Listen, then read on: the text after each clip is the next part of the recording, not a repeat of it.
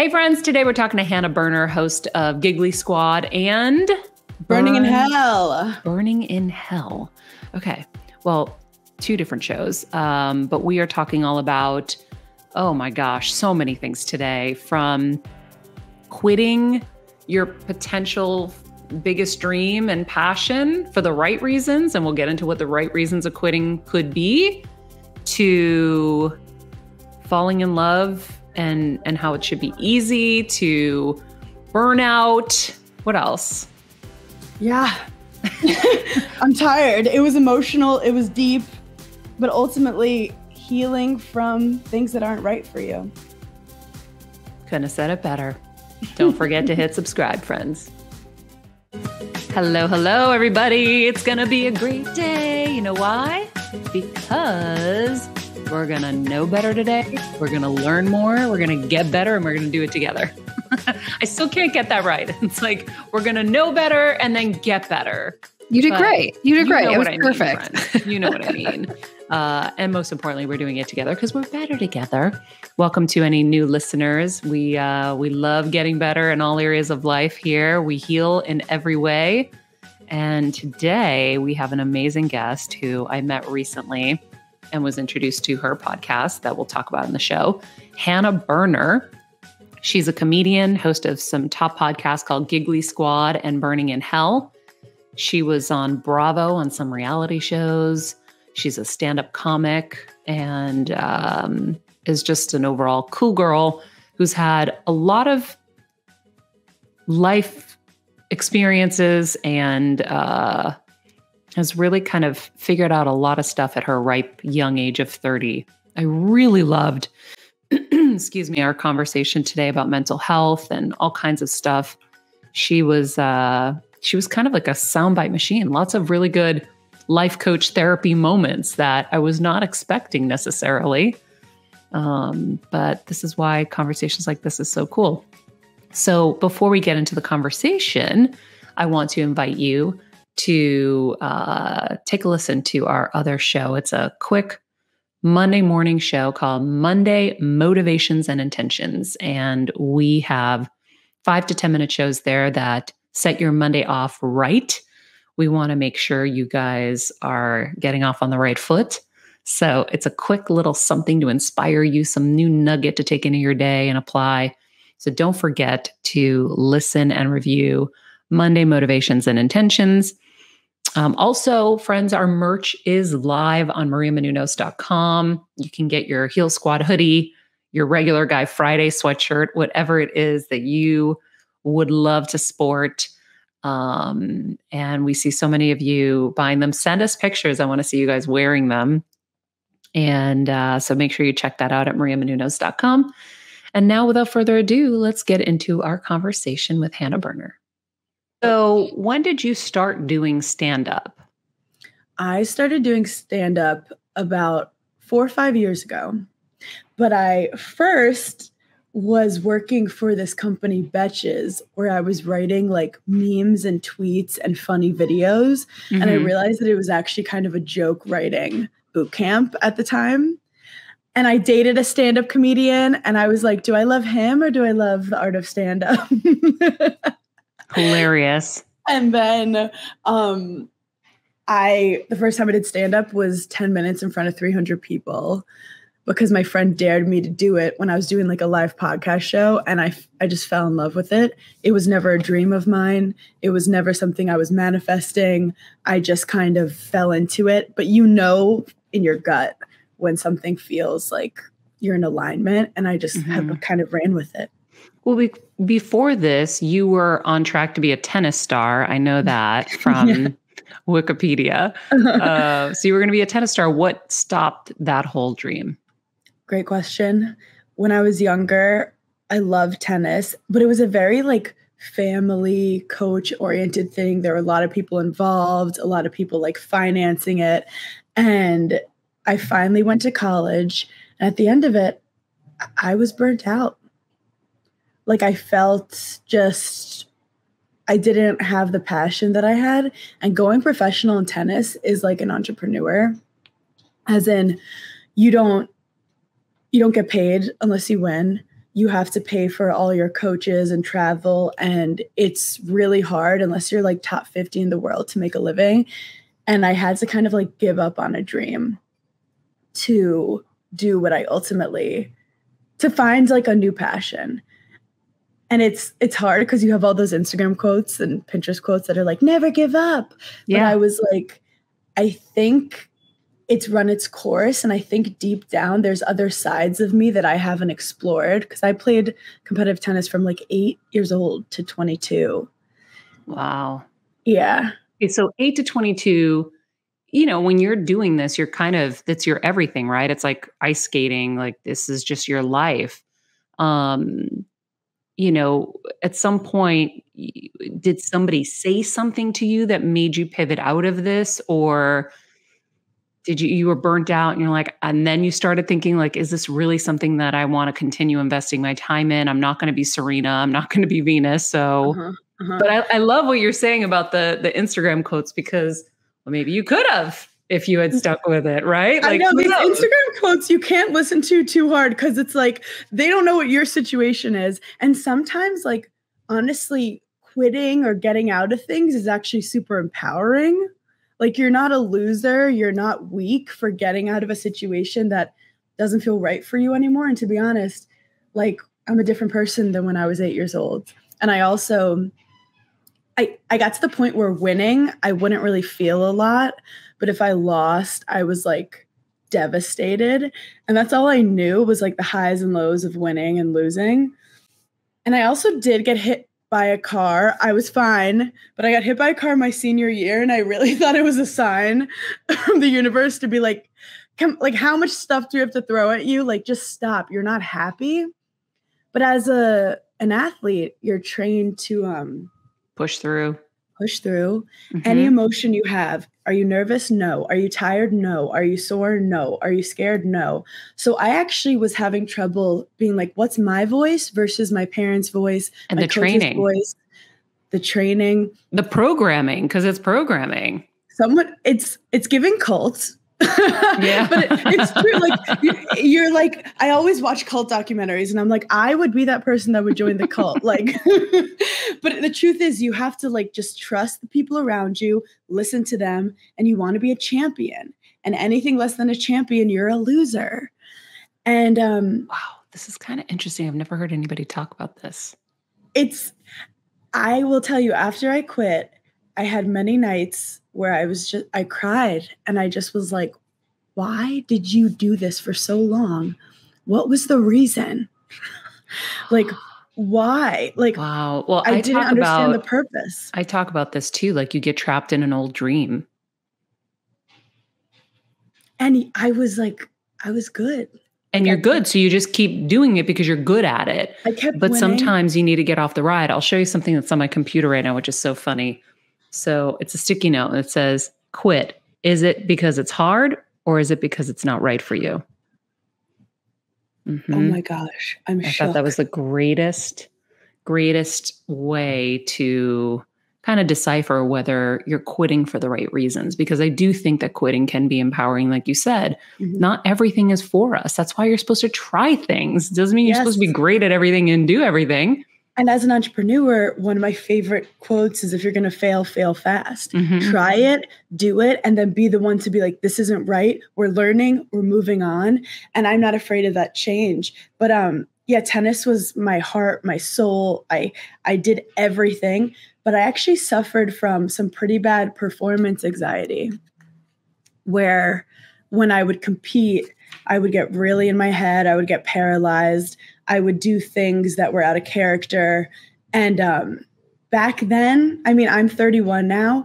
Back then, there wasn't a lot of talk about the psychology in the sport. It was a lot of like, we'll keep running, hit more serves. It wasn't focused on performance anxiety, and I suffered really badly from anxiety. But no coach was able to really tackle it. And it got to the point where I was like, I would have panic attacks on the court. And I'm playing number 1 for University of Wisconsin at this point. I'm like deciding that I can't hit a serve, and I just couldn't take it anymore. But I felt scared of my own mind. And I also felt like a little bit of an imposter because... What does that mean? I was scared of my own mind. My mind was playing tricks on me and I couldn't... Wow, look at this deep therapy session. My mind was playing tricks on me and I couldn't control her. I would go on the court and I would be like, I wouldn't feel comfortable in my own skin and I would doubt myself. And you basically, I feel like anxiety stems from when the person who you are is different from the person that you're putting out to the world. Whoa. Yeah. And I feel like my body and everything was telling me, you don't want to do this. Yeah, it's like you're going down different paths. Like you're like, it's almost like at the fork in the road, your body went one way, your mind went another. Have you ever been in a relationship that's not right for you? Even a friendship, and when you're with them, you get anxiety, your heart's beating, you can't eat. Like that's your mind is saying, we can do this. And your body's like, I'm out. Yeah. So if you stay in something too long, your body will tell you. And I thought of it as a failure. But recently in my therapy, my therapist was like, your gut was so strong. Your body was like, get out. And it's not your fault. You don't want to be here anymore. And I actually didn't love competition. I didn't love beating people. I didn't love, it wasn't what I wanted to do anymore. I actually am a very creative, silly person. And I wasn't even, she was, who knows where she was. She was locked up in a basement at that time. Wow. That's just wild. Well, you're silly on Giggly Squad, that's for sure. And it sounds like you found your way. It's so interesting to hear. I've never heard anybody talk about this because I feel like probably we only talk to the people who succeed and achieve in these areas, and you hear the story of them pushing through the bloody sock, the, whatever it is, all these sports iconic stories that we hear. I love hearing the alternative of my body was screaming no. And, it's like that programming that starts so young is so hard to break that it sounds like you're still doing the work to even break it down now. Yeah. But I did realize that the things that made me love tennis, I did love the idea of performing. I love showing off in practice.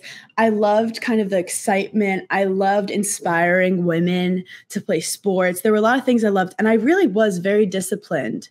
And I've kind of taken all those qualities, and people will say, how do you do stand-up?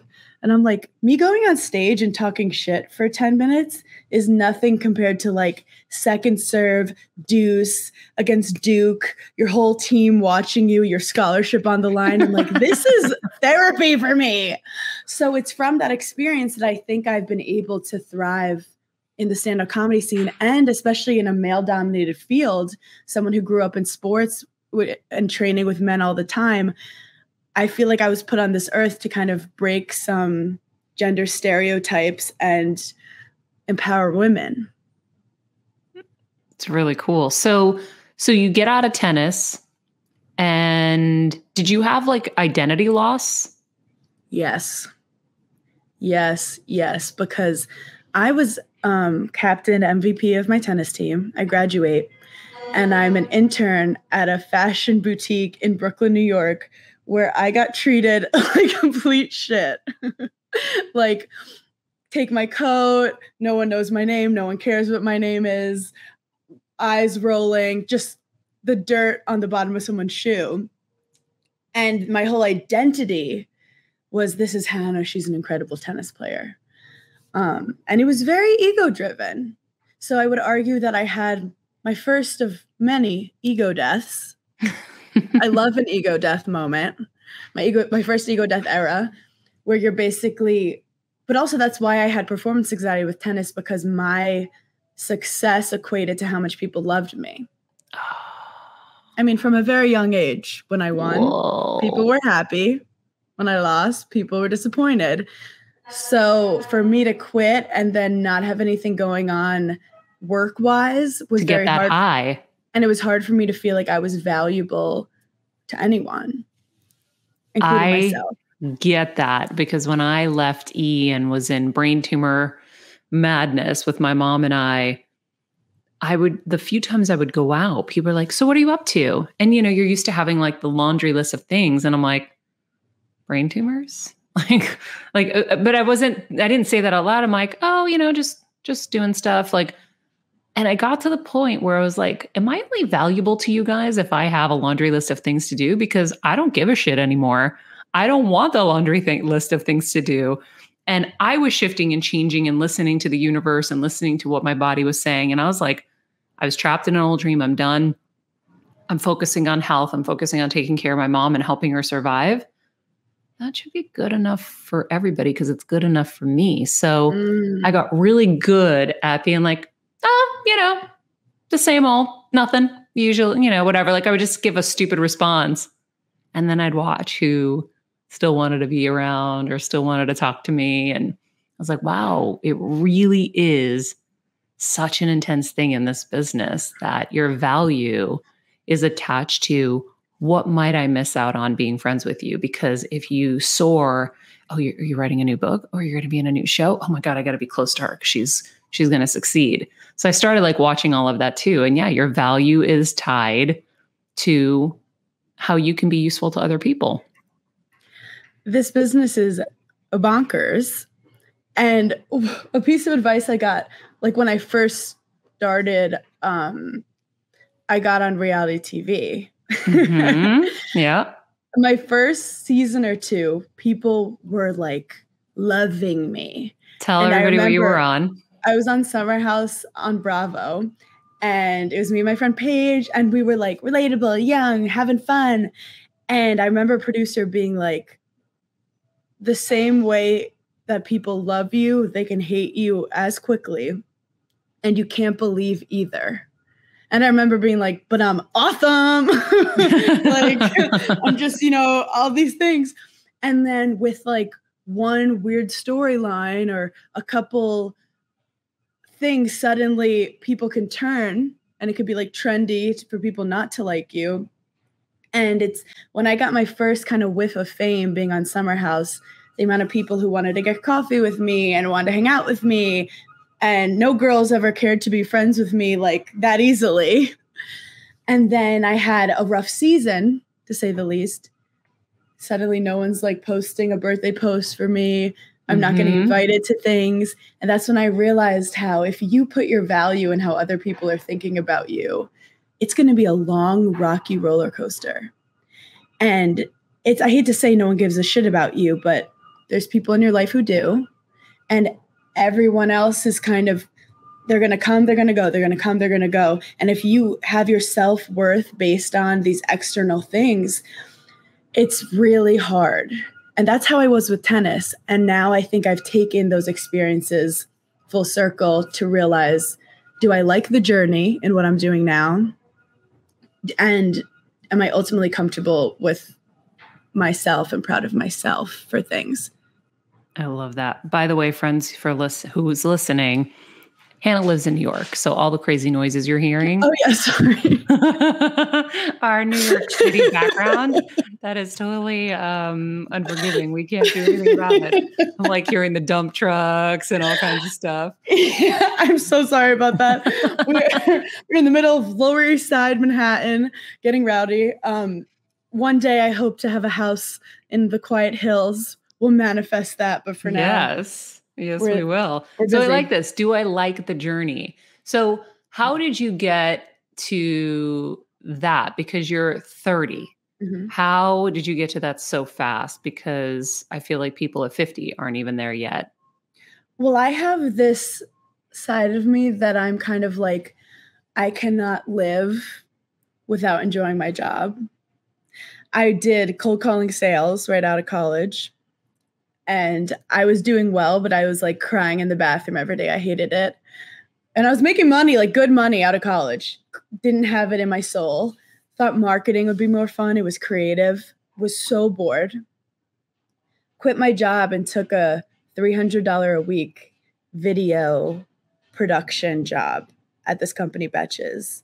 I actually did a little sports broadcasting in college, so I learned how to edit. I basically woke up one day and was like, I want to do video. That's all I put into the universe. I didn't say stand up or I wanted to do video. How old were you at this point? 26. 26, I just said, I saw an old YouTube video. You could see it. Google Wisconsin Badgers Hannah Berner. I'm like on the court. And I was like, I love that. But I didn't want to go to like a small town and do sports broadcasting there. I love New York City. So I got this job and they were like, you have no experience, but we think your video is really funny that I submitted. Can you do this multiple times a week? And I just said yes. I think that men are better at like getting jobs they're not qualified for. Mm-hmm. Where I kind of went in and was like, look, I have no qualifications, but these are my ideas. So I always like to come to an interview just being like, this is what I'm going to do for you. And they believed in me. And next thing you know, I was like, I found my lane. I was like, I'm making funny videos. I'm making people laugh. I'm being creative. And I started, that girl who played tennis, she was still there, but I was creating a new person. Like I was always the goofy one, the funny one in the group chats, and I didn't know you could monetize that. My family was always jokesters, and then, or even identifying that that's something. Yeah. Right. To even identify that, but then to figure out how to monetize it is hard. Like, well, what do I do with this? Like sometimes I'm like, wait, I'm really good at this. What do I do with this? It's hard. And then you also don't want to start hating it because it becomes a job. But I was basically creating funny videos, writing memes, writing tweets. I was dating a comedian at the time, and we broke up, and I got a call because I was starting to get my own following, which I hadn't anticipated. I just wanted to be a video producer, but people liked me in the videos. They liked my tweets, and they asked me to go on Summer House. But my original dream was always comedy. But Summer House was this fun opportunity. I was 26. I was single. I would be on TV, which is pretty cool. My parents were a little nervous, but it was like an opportunity. But during Summer House, I started doing stand-up. I was afraid like, oh, that's what my ex does. But don't let one person in the world affect like your long-term dream. And when I got on stage, I didn't feel the heart palpitations I felt with tennis. I felt a weird sense of comfortableness. And I think that's what you have to search for in life. It's not, don't be a fucking hero. If you're miserable every day at work, don't be a hero anymore. Life is too short. Be a hero and do something that's good for you. See, I thought that was weak because growing up as an athlete, it's weak to choose something that's more comfortable. And I didn't realize that, no. It's like surfing. I'm going to use a surfing metaphor. Once you get the right wave, you're flying. Why are you like drowning in the back when you could just find the right wave and go? And everything became very kind of natural from there. And 3 years into comedy, I was just doing it. It felt right. And I love going on stage, and I hated going on the court every day. And I was afraid. I had those little intrusive thoughts. What if this happens with comedy? What if when I go on stage, my body starts rejecting it? What if I start little PTSD? But I work on that every day. But I trust if you like the journey and you're not focusing on the results, if I'm only focused on winning, my body will tighten up. But if you go, oh, I love the feeling of the ball in my racket. I love moving my body. And in comedy, I like to go on stage and go, I love to try to make these people's day. And if I mess up, it's for me. It's not my coach, my parents. This is something I chose to do for myself. So it's been quite therapeutic, the journey. Wow. When you left or decided to leave tennis, the fact that you had kind of become that girl that people knew, like, that's Hannah, she's really great at this. And your family, of course, is going to think you're the next Serena no matter what, because that's how families are and friends, hopefully, if you have good ones.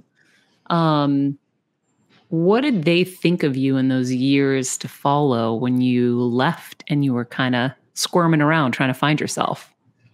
Well, I lived with my parents right after college. I moved back to my house in Brooklyn.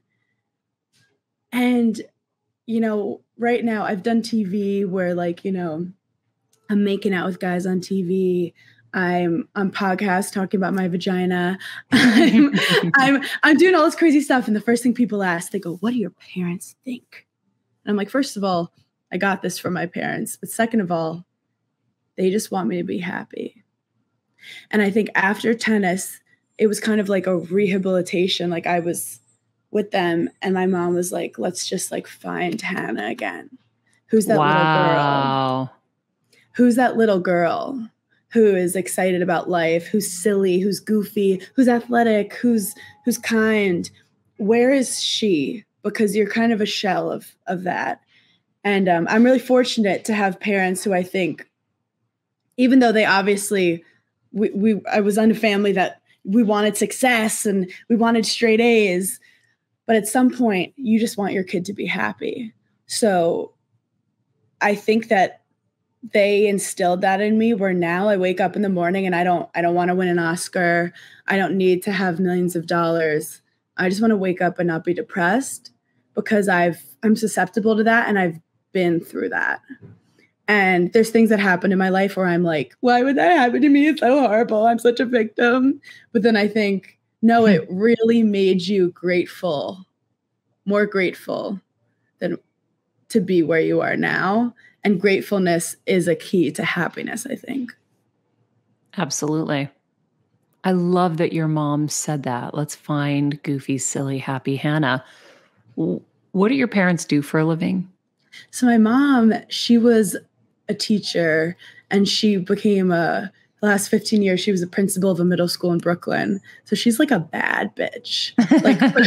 Like she ran the whole school and with such like grace, and everyone liked her. And she's just like really powerful and cool. And then my dad's in sales. He's very like, loves games, competitive, but very goofy, very funny.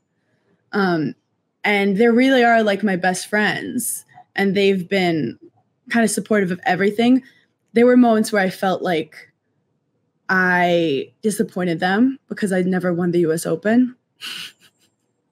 But that's where I have to realize, like, it's not your responsibility to make your parents happy. Mm-hmm. And if their happiness depends on your success, that's not right. Oof, I get that. You know, my parents being Greek immigrants, coming to this country, cleaning nightclubs and all the stuff that they did just to put food on the table. I lived to make them proud. Yep. And when I went in for surgery, I wrote letters to my mom, my dad, and my husband. And I was like, listen, if things go awry in brain surgery, this is the stuff I need you guys to know. Oh. But with my dad, it was like the biggest one, because I was like, if I wake up, I'm going to live a very different life. And it's not going to be all the bells and whistles to make you be able to brag to people. I'm not going to do the things that are going to be so noteworthy so that you can brag to your friends and family and be super proud. Like, I'm just not going to do that stuff unless it makes my heart sing. I'm not doing it anymore. Wow. And like, I was bawling writing it. I bawled for years after talking about it. But it was a big deal because after that, he stopped asking me what I was working on, and he started asking me how I was feeling and how I was doing. Wow. Which is a big deal for like an immigrant dad, because anytime I would like leave a job, say I was like, okay, I'm leaving Access Hollywood, I'm going to Extra. The anxiety and he'd be petrified because people thought I lost my job or whatever. Because, you know, they'd always have to sink the ship before you went over somewhere else to something bigger. And so they'd put out in the press that they fired me. Like, they would all do all this stuff to try to sink the ship. And my dad would be like, the people, Maria, in the church, everybody, they talking. And like, didn't make it easy on me either. Like, always having to worry about the people in church. Yeah. Oh my God. I could not feel more connected with you on that. And it's great. Like, I love that, like, my dad loves to brag about me. Yeah. But it comes to the point where it's not his life. And it's not healthy for us, because you go down his the wrong anxiety path goes on sometimes. to you. Oh my God. But even more too, like, I would say yes to things sometimes. At some point, towards the end, I started just saying yes to make money. I was like, that's easy. I can do it. I'm good at it. Yes. Boom, boom, boom. And I got more unhappy and more unhappy and more unhappy, because I was just like the hamster in the wheel. Yep. And I had so much guilt because it would be a payday that my parents couldn't make in years of cleaning nightclubs. So I was like, guilt of saying no to something like that. Like, what are you, a spoiled person? Yes, Yes. To this kind of money. Yeah, money, you know how much work we have to do to make that kind of money? And they would get, like, my dad would just, he'd make me feel guilty like I was some kind of ungrateful asshole. Mm-hmm. And so you start to shift because, again, it's your parents. So you're like, oh, they must know better. And once I let go of all of that stuff, everything got so much better. Well, also, where does it end? Like, you were a literal household name in every house in America, and you still felt like you needed to get more. Mm-hmm. My mom, actually, she's been doing her own therapy, which has been really helpful for like generational trauma. Mm-hmm. And she's Italian, we're Sicilian. So it is that kind of like, we came with nothing. Was she born there? Her grandpa was born there. So like Ellis Island type vibe. And the beginning of this year, everyone talks about, what do you want to do this year? What are our goals? And part of me was annoyed by it because I wanted everyone to instead be like, what are we going to get next year? To be like, why don't you reflect for a second on where you were a year ago and give yourself a little tap in the back, whether it's mentally, physically, financially, socially. Just let's take a second before we ask for more. But my mom goes, okay, you're getting busier and busier, which is amazing. How do we not burn out? How do we change your schedule? Because this is not sustainable and you can't do this. Like, that's what my mom said to me. That's and great. I was really proud of her. Her first thing was like, how do we get you on a vacation?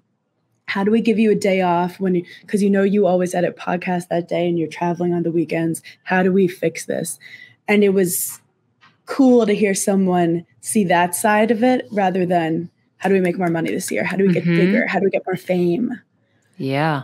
And so I completely understand because I'm a yes person too. And I realize now it's because it felt better for other people to be proud of me and to just numb myself. Because I'm like, I'll be fine. But you won't be fine. No. It adds up. It definitely accumulates. And then you burn out. Mm-hmm. Mm-hmm. Mm-hmm. So it's like, how do you, and I like the approach to last year in looking back, because I had a friend who said, as long as you did like 5 to 10% better this year than the last year, you're winning. You're doing great. We don't have to have these massive strides and these massive things. Just look back and say, oh, I accomplished some of the things I wanted to accomplish for the year. Like, we write down all the things we want for the year. Mm-hmm. Then we look back and we're like, man, I did a lot of stuff. Like, that was pretty cool. Or I accomplished this one thing I was really focused on.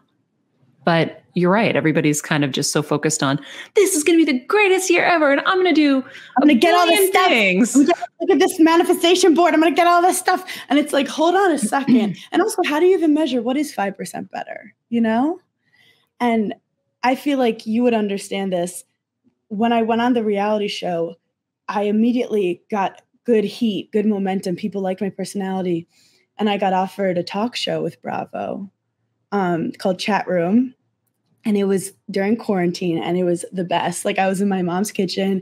I put it on a toaster oven, and we'd record for like 2-3 hours talking crap, and it would go on like late at night at Bravo just during COVID. And I was like, this is my dream. I have a talk show on cable.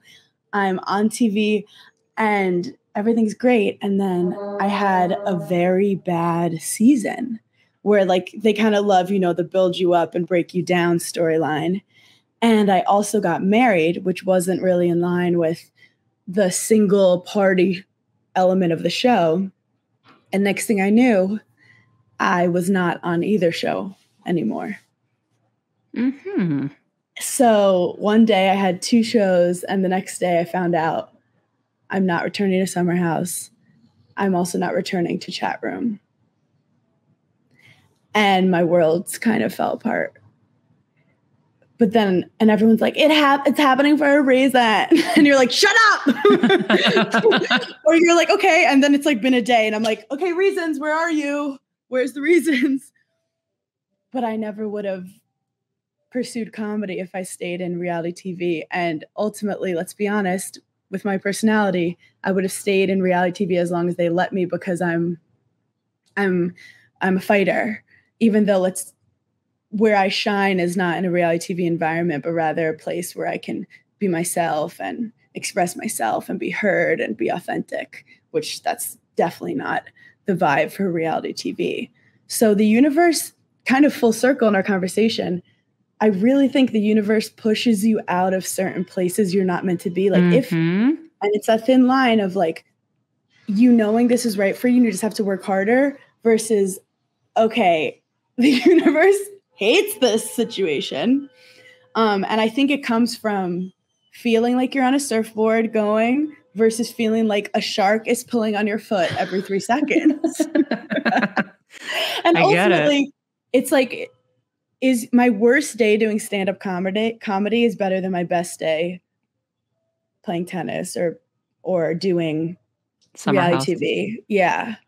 And I love the universe is pushing you. I talk about that all the time, because every entertainment news show I would do would be more brutal and more painful, and it would just get worse. And I'd think I'm going somewhere and it's going to be amazing. They're going to be nice. And I get smashed in the face by a rake again. I'm like, how the hell does this keep happening? And then you think it's you. So you're like, okay, then I just won't talk at this job. At this job, I won't say a word. Like it sounds like an abusive relationship. It was horrible, horrible. And it just got worse and worse and worse and more painful to the point where I couldn't even stand up to do my live reads at the end. Like it was like everybody around was like, just a few more. And they didn't know I had a brain tumor at the time. And I just couldn't even do it anymore. And I was like, God gave me this brain tumor. When I found out, I was like, this is a gift. Thank you, God. You are literally hitting me in the head with a brick or a couple of bricks, because this bitch wasn't going down easy. Because the same thing, like, again, you come from nothing, right? I'm cleaning nightclubs growing up with my parents. And now I'm on TV making stupid money and wildly succeeding in so many arenas, not just entertainment news, but in all these other areas. How do you give all that up? And how do you know that that's what you're supposed to do? But the universe shifts you out, whether you like it or not, and it will be painful. Yeah. Because you're not easy to put down. But yeah, that's why they have to kick your ass out of that situation. And that's why people say, you know, this is happening for you, not to you, or this is a good thing, but you don't know why in the beginning. But now at 44, I see the patterns. And whenever something bad happens, I know it's going to blow for a while, but something good is going to come on the other side. Yes. And it always does. So for you know, suddenly have no shows. Is that when you started your Giggly Squad podcast? So Giggly Squad actually started as an Instagram live during COVID. Paige and I were depressed, and every night at 10 o'clock, we would just go on and talk for an hour. And people were like, what are you going to talk about every day when nothing's going on? And we're like, but that's us. We figure it out. And on reality TV, sometimes the hard things they wouldn't show your sense of humor. Like they want people to laugh at you, not with you. And Paige and I, like, my favorite thing is giggling with her. So we kind of created this community of girls who just wanted to laugh, knew us from the show, liked our friendship, but didn't really know our friendship. And it was, again, kind of therapeutic for me to be like, yeah, see whatever you're seeing on the show. But if you want to kind of see all of us, go to Giggly Squad. So Giggly Squad stayed, even though both the shows left. And now Giggly Squad, we're going on like a full theater tour around the country that's selling out. And it is crazy. But there were moments where I was like, no one would want to see me anymore. But then you realize you can't make decisions based on other people who change their opinion of you every 3 seconds. Yeah, or a network executive who has a different agenda or has no creativity, because they have that too sometimes. And sometimes it's funny because you're like, it's not me, but sometimes I do think it is me. I do think that I will outgrow situations and then be like, why do I feel so uncomfortable here? Why do I feel like the black sheep of the family? And it's like, because you are, and let's outgrow it. And sometimes people will say like, oh, I want to get out of this relationship or job, but it's going to be so hard. And I go, what good thing didn't come out of something that was hard? Yeah. I'm like, everyone would have good things if it wasn't hard. Yep. And it gets to the point where it's like you would rather be anything but the current situation you are. And going back to your question earlier about how I kind of deal with stuff, it's like I would rather be a broke stand-up comic than doing like, let's say, a 9-to-5. And that's my personality. Yeah. So I've kind of come to that conclusion for myself. So I'm making a note so I don't forget. Smart. Before that is real I get journalism. That is journalism. So before I get to the compliment I want to pay you, you got married. Yes. Was it last year? Got married in May of last year. Okay. And you have an age difference with your hubby. I too have an age difference with my hubby. Ours is 11 years. Mm-hmm. And that was like a big deal. And then I saw an article where you freaking hilarious. And you're like, I just don't want him to die. I'm scared about our age difference because of that. I'm like, I'm terrified of the same thing now. I didn't think about it 20 years ago or 25 years ago when we first got together because I was just obsessed with him and in love with him. But now I'm like, oh my God, what if something happens? Like I can't, that he's old now. Maria, that article was actually so funny. Because again, it's like reality TV interviews where they like want the drama. And I remember it was like the first interview about our relationship. He's 15 years older than me. And she goes, what is it like being with someone who's 45? And she made it sound like he was just the crypt keeper. And I go, I'm afraid he's going to die every day. And I was like kind of joking with her, and we laughed about it because I was like, Jesus Christ, like, let's come down. Like, it's not 45. Let's be honest. And then that's the headline. Hannah Berner afraid fiance is going to die. It's a great headline because it grabbed me because now I never worried about it until like now we have like a surrogate and we're working on the kid thing and the whole thing. I'm like, oh shit, we're really old. He's really old. Oh, nuts. Like, you got to get your health shit under control, honey, because you can't go anywhere. But, these things that suck is, his hips hurting, his knees hurting. I love a tired man. I joke about it in my stand-up. Like, he's not going out every night. He is just tired. He wants to cuddle and watch movies and talk about his past. I'm dead. I actually, as a kind of a young, driven woman, it was hard for me to find a guy of like the right energy for me.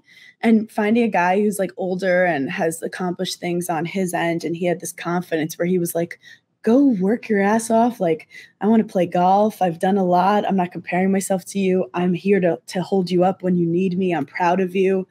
And that was an energy. And I like really respected his mind. And in the past, I really just loved the dumb hotties. I really did. What does he do? So he's also a comedian. No way. Yes. Which I had told myself I'm never going to be with a comedian. But he's from Queens, New York originally. I'm from Brooklyn. He kind of felt like home to me. Also, some comics, when they're off stage, are very like comic-y or they're like super sad, where he's just a very like normal guy. And he also, since he was 14, he's lived in Ireland and he's had like kind of a huge comedy career in Ireland. He's done documentaries, talk shows. And I was just so impressed by him. And we hit it off during the pandemic when he came back to the States to kind of quarantine in Long Island. So COVID brought a lot of positives and negatives, but we got engaged in 6 months. And here we are now, a married couple. Nice. You got your old man. I got my old man. Are you guys talking about having kids or is that like so far in the future for you? Great question. I think I always envisioned a family. I think when he was younger, he was definitely interested. And then we're at this place where I'm finally like getting really busy and my career is really starting to pop off. And as a traveling comedian, I'm worried about having kids and it kind of stunning my career. There's not a whole lot of female comedians, like a lot of them who are crushing it, like Chelsea Handler, Sarah Silverman, Amy Schumer before she had a kid, like all that success came. So I want kids and I don't want to wait too long. I feel like you never really know if there's a right time. But I have to say, I finally am at the point where like, damn, it sucks to be a woman sometimes, where I have to factor in. You kind of have to pick. Where it's going to affect my career. But some women, I've seen it help their career. And I arguably, as someone who deals with anxiety, and I'm always like critiquing myself and in my own head of my own BS, I feel like having a child would help me get out of my own mind for a second. So it's something that I'm excited for the future, but we definitely have like a crazy life right now where I'm traveling every week, but I feel like you will figure it out. Yeah. Yeah. I feel like, you also probably have a little bit of trauma because you got married and then boop, you're off to these shows. So you see what a personal life kind of can do. But I think our generation has been the extreme. And your generation is probably looking at us and being like, you dummies, you waited too long. You missed your windows. So you're more aware of it than maybe some of us were. And it does. Yeah, growing up in New York, so many of I looked up to the women who were like 38, killing it, did not have children yet.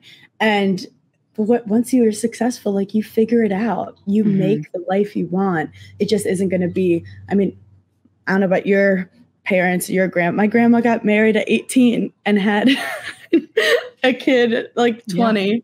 Yeah. I think my mom had me at like 20 or 21 or something like that. Yep. So it's with the life that I've decided to live that isn't, the 9-to-5 stereotypical life. The babies might be a little more complicated, but I also like deep down, I'm kind of working hard just to be like, I want the best life for my kid. So I see that in the future, but we don't have a plan. I do joke that I'm terrible about my birth control. So the universe may bring you a gift. We'll see what happens. But yeah, it'll be interesting. But I really think that with anything in life, you figure it out. Oh my God, you said birth control. You have to watch Ricky Lake's new birth control documentary. Oh my God, I love documentaries. I love Ricky Lake. And you should have her on the show. Control. I would love that. I'll connect you guys. She's amazing. This documentary is amazing. You're going to freak out and get off of it the second you watch it, but that's a whole other story. Well, there's this rumor that once you get off birth control, you're like attracted to different men. So yes, that's what she said. No, it's a fact that it actually, I mean, listen, I've been off of it forever and I'm still attracted to Kevin. But there is scientific studies around that, but there's so much. And for me, it stunted everything reproductively for me. So when I wanted to have kids, they were like, you can't. You have no follicles, no nothing. I'm like, wait, that's not my body. There's no way. I did acupuncture. It took a minute, but everything kind of came back. Yeah. But then I still couldn't get pregnant and it didn't make any sense. There's a lot of theories. And also you don't, like, I'm talking to you right now, for all I know, like I might not be able to conceive, but we don't check it until we're like, let's do it. And then they're like, you didn't have to use a condom your whole life, honey. Exactly.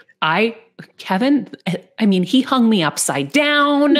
We did everything. Literally, I was like chicken legs hung upside down constantly. Nothing worked. You guys are freaky. Why was I taking this shit?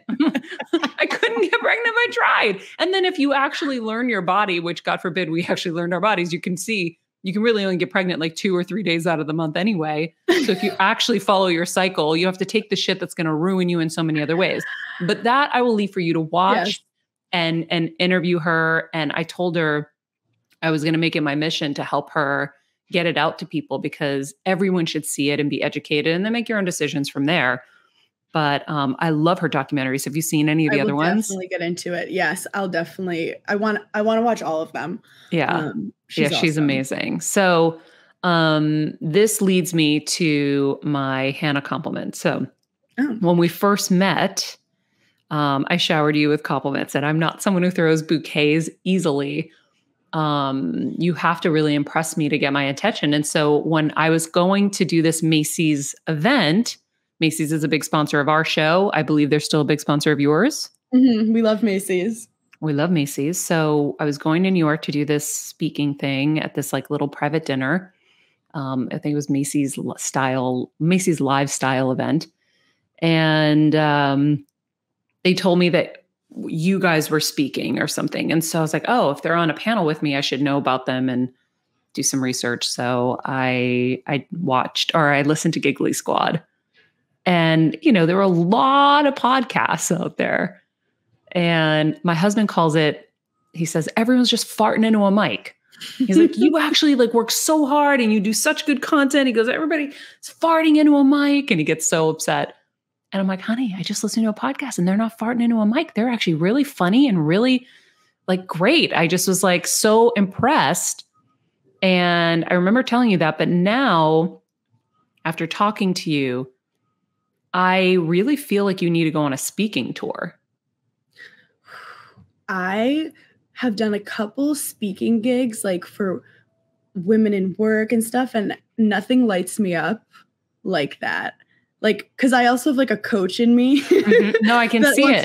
Like, I love hyping people up, and I would love to do more stuff like that. That's like inspiring. I guess I also was like, I want to be able to have stereotypically accomplished enough for girls to want to hear what I have to say. But you don't even need the accomplishments technically, because what you have to say is so valuable. Because I've watched you through this whole interview effortlessly have amazing takeaway for people in their lives of all ages. And we have all ages here. I mean, we've got 18 to 70 to whatever. Maybe we have some 80-year-olds, whatever. And everything that you are sharing is helpful for everyone in their lives. And it's like effortless for you. You've done the work, you've, had the moments of contemplation and introspection and all of that to kind of understand your life and all these things that have gone on. And so I kept getting this like really strong, she needs to go on a speaking tour. And really it should be for women of all ages, but I would even just really specialize in the young Gen Z millennials who need that kind of guidance. I mean, my 20s were so hard, but I learned so much from it. And oh my God, having you say that, I totally agree. And I appreciate it so much. And that like, she's right. Like that is something lights me up inside. I also have to let you know, when we got to the event, they were like, oh, Maria wants to tell you something. And I did not, for some reason, I was like, okay, is she a producer on the show? Like, I don't know. They're like, Maria wants to tell you. I'm like, who is Maria? And then I go upstairs and I'm expecting to like meet a random Maria. And I was like, Maria Menounos! but to have someone who I look up to and I appreciate and have like just like so much inspiration from, look at me and see me and give specific reasons of, why they were impressed by something I did is great. And I think like what you did to me is something I would love to give to someone else. It was just super powerful and I appreciate it so much. Well, I'm really happy that we got to know each other. And yeah, I think you have such an amazing future, and especially because you're so grounded in, the lessons and you have a good kind of compass. It's not about the achievements or the money. That's all going to be exciting and fun no matter what. It's about doing what you love. And so few people do what they love. And so few people are lit up by what they do, that you can serve to inspire them to follow that path. Because no matter what, if you love what you're doing, Kelsey, I see Kelsey, she lights up after she does a pre-interview, said, oh my God, you're going to love this person. They're amazing. And she just lights up. We get a review. She lights up. And so the money comes when you're lighting up. Like it just happens. So I always say that to people. The success, all that stuff will happen if you love what you do, because you're going to be good at it. Yeah. Yeah. So congrats on on winning in life. Well, congrats to you too. This podcast is amazing. I have something to tell you. What? So funny enough, your show is called Giggly Squad. Yes. When I met you, we were better together with Maria Menounos. Yes. We had applied for the trademark for Heel Squad over a year ago. Mm-hmm. And so I forgot that was something that we were on track to do. And I think it was literally right after we met that my trademark lawyer called me. He's like, "You've got it. It's all set." I go, "Oh my God, we're changing the show. She's going to think I'm like copying Heel Squad, Giggly Squad." I was dying because we literally had just met. It's called Heel Giggly Squad. No, that's amazing. I heard it's actually, Kelsey was telling me that your listeners were the ones that almost came up with it. They call themselves that. And we love a squad. It makes people feel stronger together. And I love, like, heal is such a powerful term because isn't that all we're doing is healing in every way forms and in every area. I love the name. It's amazing. Yeah. And we love what we do. It's like, it's so cool. Like I always say to everybody who's on some kind of journey and they need a little bit of help, I'm like, listen to the show. It'll be your accountability partner to stay on track because this is what we're doing every day. And I'm like, it's not because I want you to listen so that I have more listeners. It's really because it's helping me every day. Yeah. And I'm healing from all kinds of things every single day because we have amazing people that come in and share amazing information and knowledge, not just doctors, but, you know, stand-up comedians who have Giggly Squad podcasts as well. So it's pretty cool. Well, I appreciate you so much for having me. And I can't wait to heal even more. Yes, queen. We'll have to get you some merch. Oh, I would love. We just launched our merch, which was super fun. It was cool to see something kind of be born from the brain. Yeah. Yes. Yeah. To see a physical thing. And then you'll like see people on the streets with it. And you're kind of like, oh, wow, it's real. Yeah. Because you forget people listen when you're just chatting one-on-one. Mm-hmm. So, all right. Well, friend, this was amazing. Kels, did you have anything you wanted to ask before I let her go? No. Something I'm like, something, you know, Hannah, I was thinking that I think could be good for our audience is I want to know, leading up to it, I know obviously you and Des are married now, but like any good dating advice for the younger listeners and the millennials out there, because LA, New York, it's tough. It is tough in these streets. If you have to ask if he likes you, we're done with him. If you have to ask him or friends? Ask yourself. Anyone. Right? Yeah. Like, you know, your friend who's like, what did he mean by this? What is this? If he makes you question yourself at all, it's not your job to convince him. There's nothing you can say or do. It's not it. And a lot of time, like, you don't know him, so you don't know why he's not right for you, but just take that as a sign to not waste your time. Yeah. That's because you're going to meet the guy who's right for you and immediately be like, oh, this is how it feels to be on the surfboard and just go. And it's not like pulling teeth every interaction or trying to hang out. And also when you're like heartbroken because of a situationship, you don't know that man. You don't know what it's like to be with that man. You're not in love with him. You've projected it all because you're a creative genius. And you've put it onto him. I love it. I love that. Because I was really good at doing that. And then you realize I made him up in my head. So don't make him up. Don't just fall. And it'll come easy when it's the right person, just like a friendship. That's the thing. Everybody, do you watch 90 Day Fiancé? Oh my God, I love 90 Day Fiancé. It's my everything. Kevin and I wanted IV dripped into our veins. We're obsessed. So I don't know if you've been seeing The Single Life. Oh, I haven't. I saw it, but I haven't watched it yet. It's so good. It's so good. So we were watching The Tell-All last night, part 2. I mean, we look forward to it. We went on our honeymoon and I got advanced episodes from the network because I'm like, I can't miss while I'm in Italy. We would rush home from dinner. When you're Maria Menounos. The 90 Day Fiancé advanced episode string. Well, because we were going to miss two Sundays. Yeah, you can't. On our trip, we could have. So we would race home from a fancy dinner and get in bed with champagne and watch like Big Ed and Darcy and all these people. And so we're so obsessed. So I'm watching these people in these relationships and they're working so hard. And I'm like, it's supposed to be easy. Mhm. You're not supposed to. So what you're saying rings so true. When it's right, it's easy. When it's constant battling and constant, like, trust issues and all this stuff, like, bye. It's not passion. It's not some like twin flame. It's gonna feel comfortable. And to someone who's like loves chaos, that might be weird, but like you're gonna feel safe. And they're going to want to be with you. Yeah. All the time. You don't have to trick them. You don't have to be wondering like, oh, well, he only wants to see me once a week or whatever. Like, Oh my God, then he's not that into you. If you, you can only see me on Sunday. That's the Lord's day. Okay. yeah, you got it. Like, it's supposed to be easy. Mm-hmm. So I think that's really great advice. That's my 2 cents. I love it. All right, Hannah. Well, thank you for spending some time with us. I look forward to the next time we get to spend time. Yes, perhaps on Giggly Squad.